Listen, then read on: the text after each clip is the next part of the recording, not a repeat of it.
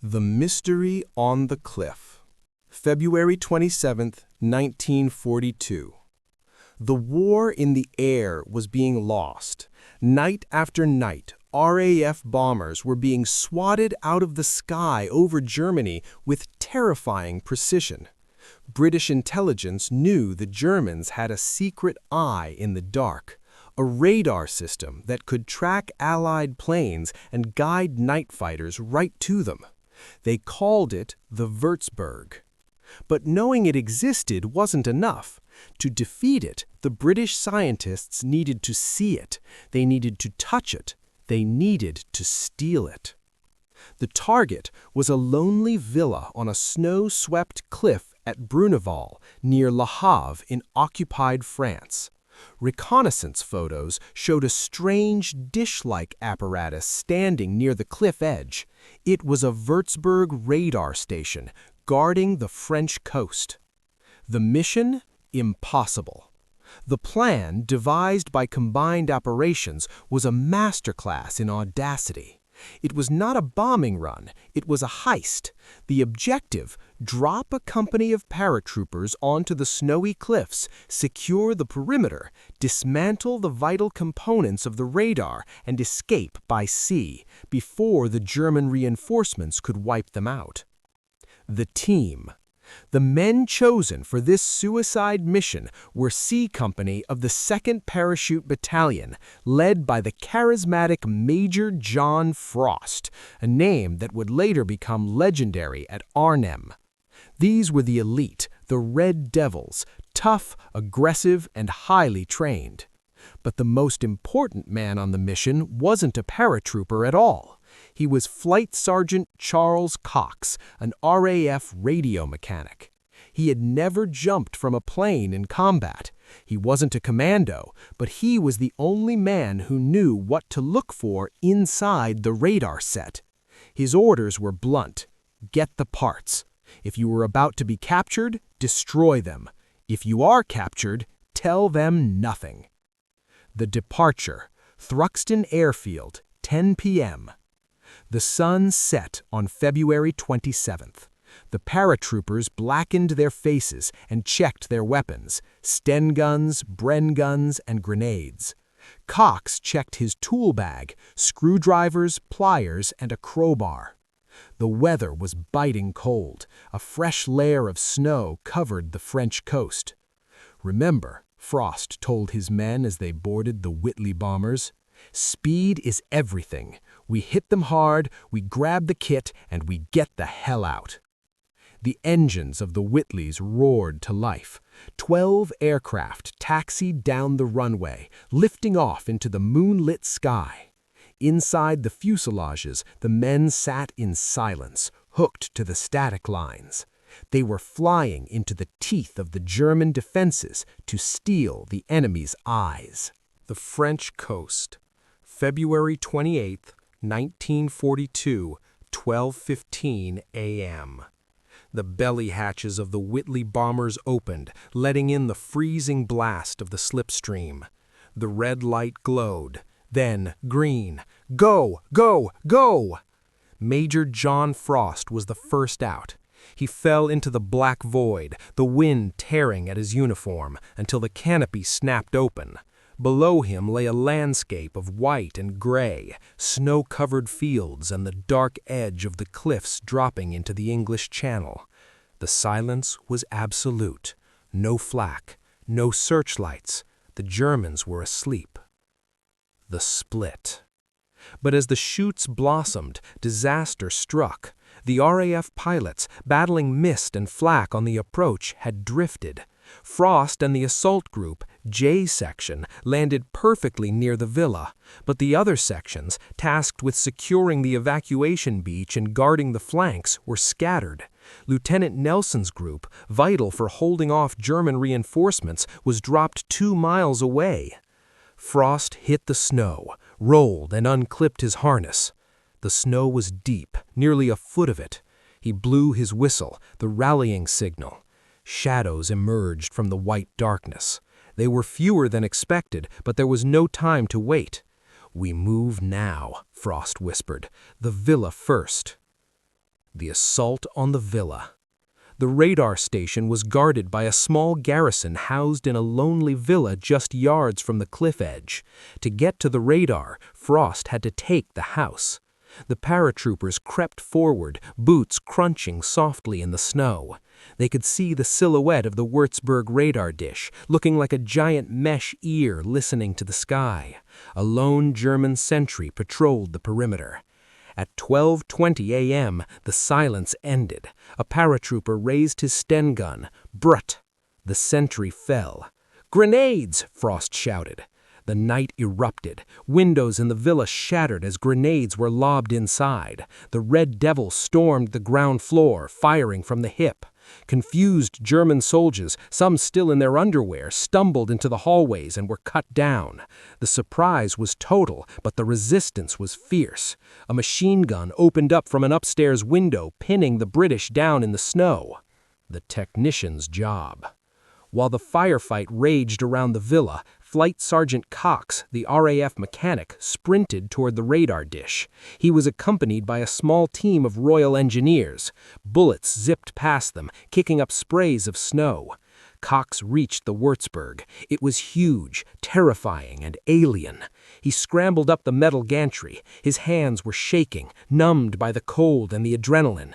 "Light!" he yelled. A soldier shone a dim torch. Cox pulled out his screwdriver. He had practiced this on British models, but this was different. He had to identify the key components: the receiver, the pulse generator, the frequency modulator. Below him, a German soldier popped up from a trench and fired. The bullet pinged off the metal frame inches from Cox's head. The covering paratroopers returned fire, killing the German. "Keep working!" Frost yelled from the perimeter. "We can't hold them forever." The prize. Cox worked frantically. He located the vital units. Snap, twist, pull. He ripped the guts out of the German secret weapon. He shoved the heavy electronic components into a canvas trolley. "I've got it!" Cox screamed over the noise of the battle. "I've got the lot!" But the element of surprise was fading. Flares were popping over the cliffs. In the distance, the rumble of trucks could be heard. The German Mobile Reserve was waking up. Major Frost checked his watch. 12:40 a.m. They had the prize, but now they had the hard part, getting down the cliff to the sea before they were overrun. And they still didn't know where half their men were. The Gully of Death. Operation Biting. The withdrawal. 12:45 a.m. "Pull back! To the beach!" Major Frost's whistle cut through the freezing air. The raid had lasted barely 20 minutes, but the Germans were swarming. Headlights from trucks were sweeping the road leading to the villa. The garrison was fully awake. Flight Sergeant Cox, the RAF technician, was struggling. The canvas trolley containing the vital radar components was heavy, and the deep snow acted like quicksand. 2 paratroopers grabbed the trolley, practically dragging Cox along with it. "Don't drop it," Frost barked. "That bag is worth more than all of us put together." They abandoned the villa, leaving it burning, and headed for the designated escape route, a steep gully cutting down through the chalk cliffs to the beach below. The choke point. The plan relied on the gully being clear. It wasn't. As Frost's men approached the lip of the cliff, a German MG-34 machine gun opened up from a pillbox overlooking the path. Tracer rounds slashed through the darkness, pinning C Company down in the open snow. They were trapped. Behind them, the German Mobile Reserve was closing in with trucks and mortars. In front of them, a machine gun nest blocked the only way down to the sea. Frost checked his ammo. They were running low. They had the radar, they had the prisoners, but they had nowhere to go. The lost platoon. Just as the situation seemed hopeless, a shout rang out from the darkness to the west. "Caber Fay!" The war cry of the Seaforth Highlanders. It was Lieutenant Nelson. His section, dropped 2 miles off target, had sprinted across the frozen fields, dodging patrols to reach the rendezvous. They arrived at the perfect moment, not behind Frost, but on the flank of the German pillbox. Nelson's men didn't hesitate. They charged the pillbox from the side, tossing grenades into the slit. Boom! The machine gun fell silent. "Clear! The path is clear!" The descent. The reunited company poured down the gully, sliding and stumbling down the chalk slope. Cox clutched the radar components to his chest, sliding on his backside down the ice. They hit the shingle beach at 1:15 a.m. The sea was black and rough. Frost did a head count. They had taken casualties. Several men were dead back at the villa. Others were wounded and being carried, but they had the prize. The empty sea. Frost pulled out his radio to signal the Royal Navy. "Hello, Navy? Hello, Navy. This is P for Peter. Pick us up." Static. He tried again. "Hello, Navy?" Nothing. The radio was dead, damaged in the drop or the fight. Frost looked out to sea. There were no boats, no landing craft, just the empty, crashing waves of the channel. Behind them, at the top of the cliff, the Germans were setting up mortars. The first shells began to whistle down, exploding on the beach, spraying shingle and shrapnel. They were backed against the water. The enemy was above them, and the Navy was nowhere to be seen. Here is part 4. The rescue arrives, but the battle is far from over. The Flare in the Dark, Operation Biting, Part 4 of 5. The beach, 2 a.m. The situation on the shingle was critical. German mortar shells were walking closer to the water's edge. The Red Devils pressed themselves into the stones, trying to make themselves small. They returned fire with their Bren guns, aiming at the flashes on the cliff edge, but they were outgunned and exposed. Major Frost knew they couldn't wait any longer. The radio was dead. He had one option left. He pulled a Very pistol from his webbing, loaded a red flare, and fired it into the sky. Thump! Hiss! A crimson star burned over the English Channel, hanging in the air like a desperate plea. The Navy answers. Out in the darkness, Commander F.N. Cook, leading the naval flotilla, saw the red light. The landing craft, LCAs, had been holding back, fearing the German coastal batteries. "That's the signal! Go in! Full speed!" Suddenly, the roar of engines drowned out the surf. 6 flat-bottomed landing craft surged out of the mist, heading straight for the beach. To the exhausted paratroopers, it was the most beautiful sound in the world. The scramble. The boats hit the shingle with a grinding crunch. "Get aboard! Move! Move!" The embarkation was chaotic. The Germans on the cliff saw the boats and concentrated their fire. Bullets pinged off the steel hulls of the LCAs. Flight Sergeant Cox was practically thrown into the first boat, the precious canvas sack of radar parts clutched to his chest. "I've got the bits," he shouted to the naval rating, pulling him in. "Good for you, mate. Now keep your head down." The paratroopers formed a rear guard, firing back at the cliffs while the wounded were carried through the surf. The water was freezing, the waves knocking men off their feet. Major Frost was the last man to step off the beach, ensuring his men were accounted for. The escape. "Back engines! Back away!" The LCAs reversed, churning the water white. As they pulled away from the shore, the German fire intensified, but the angle became difficult for the gunners on the cliff. The boats slipped back into the protective darkness of the channel.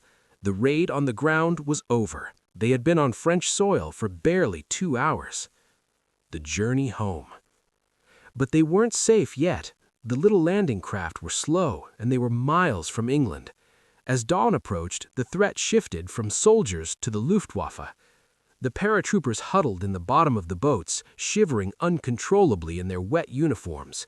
They shared cigarettes and rum, checking the stolen components. Cox opened the bag. Inside was the receiver, the pulse generator, and the amplifier. It looked like a pile of junk to the soldiers, but to British intelligence, it was gold. As the sun rose, a squadron of Spitfires appeared overhead, their elliptical wings dipping in salute. The Navy destroyers moved in to escort the convoy home. They had done it. The Window to Victory, Operation Biting, Part 5 of 5. The Return, Portsmouth, February 28, 1942. When the flotilla docked at Portsmouth, the men of C Company were exhausted, salt-stained, and frozen. But as Flight Sergeant Cox stepped onto the pier, clutching the canvas bag like a newborn baby, He was met by men in trench coats from British intelligence. They didn't care about the firefight. They didn't care about the snow. They only cared about the bag. Cox handed it over. "It's all there," he said. "Every bit you asked for." The raid was a public relations triumph. After the humiliation of Dunkirk and the recent fall of Singapore, Britain desperately needed a win. The newspapers screamed the headlines: "British paratroops raid France, Nazi secrets stolen." Major John Frost became a national hero overnight. The secret victory. But the real victory happened in a quiet laboratory miles away from the headlines. British scientists took the components Cox had stolen, the receiver, the pulse generator, and the amplifier, and dissected them. They discovered that the Würzburg radar operated on a frequency of 570 megahertz. This was the key. Knowing the exact frequency allowed the British to develop the ultimate countermeasure, window, later known as chaff. These were simple strips of aluminum foil cut to exactly half the wavelength of the German radar. When dropped from a bomber, a single bundle of these strips appeared on a German radar screen as a massive Lancaster bomber. The firestorm. The payback came in July 1943. During the bombing of Hamburg, Operation Gomorrah, the RAF dropped tons of window foil. The German radar screens were blinded by a blizzard of false echoes. The searchlights waved aimlessly. The flak guns fired into empty sky. The result was devastation for Hamburg, but salvation for the RAF crews. The casualty rate for British bombers dropped virtually overnight. The raid on Bruneval had directly saved the lives of thousands of airmen. The legacy. Major John Frost would go on to even greater fame, leading the defense of the bridge at Arnhem in 1944, immortalized in the film A Bridge Too Far. Flight Sergeant Cox, the quiet mechanic who stole the century, returned to his duties. He survived the war, a modest man who rarely spoke of the night he dismantled the Reich's eyes under machine gun fire. Conclusion. Operation Biting was more than just a raid. It was the birth of modern special operations. It proved that airborne forces could strike anywhere, take what they wanted, and vanish. It was a perfect fusion of courage and science. A few hours of violence on a snowy cliff in France blinded the Luftwaffe and paved the way for the liberation of Europe. The Würzburg radar dish at Bruneval is long gone, reclaimed by the sea in the eroding cliffs. But the lesson remains. In war, knowledge is the deadliest weapon of all. If you enjoyed this deep dive into one of World War II's most daring raids, please subscribe to the channel. Comment below, which World War II special operation should we cover next? The Saint-Nazaire raid or the rescue of Mussolini? Let me know.